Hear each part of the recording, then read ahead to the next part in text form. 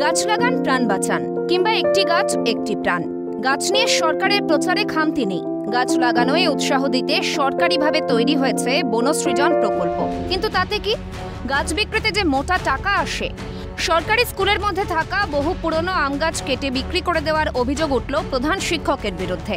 ঘটনাটি হাওড়ার ডোমজুড়ের মাকড়দহ বামাসুন্দরী ইনস্টিটিউশনের।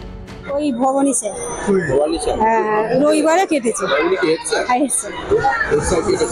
কোনো স্যারকে না জানিয়ে কেটেছে। ওই নিয়েই আপত্তি না, গাছটা এখনো বিক্রি হয়নি, ওই তো কাটা পড়ে আছে।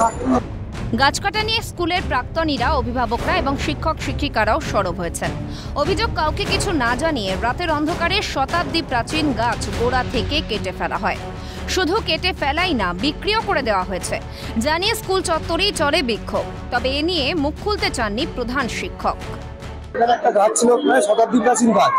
শতাব্দী প্রাচীন গাছটাকে কেটে বিক্রি করেছে এবং ওই জায়গাতে বিল্ডিং করার পরিকল্পনা ওনারা করছেন।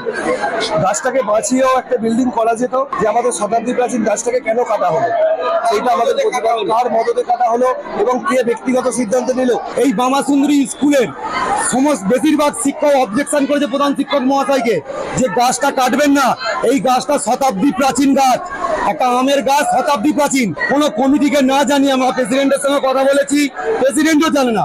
রাতের অন্ধকারে গাছটা বিক্রি করে চালান করে দিচ্ছিল। রাষ্ট্রের শিক্ষকরা গাছগুলোকেই আটকে রেখেছে। বিশ্ব উষ্ণায়ন বাড়ছে। গ্রীষ্মের প্রবল দাবদাহ থেকে বাঁচতে গাছই ভরসা, পশু পাখিদেরও আশ্রয়স্থল। ভবিষ্যৎ প্রজন্মকে যেখানে বেশি করে গাছ লাগানোর সম্পর্কে সচেতন করা উচিত, সেখানে সবুজ নিধন করছেন প্রধান শিক্ষকই। হাওড়া থেকে দেবকুমার দেবের রিপোর্ট, ক্যালকাটা নিউজ।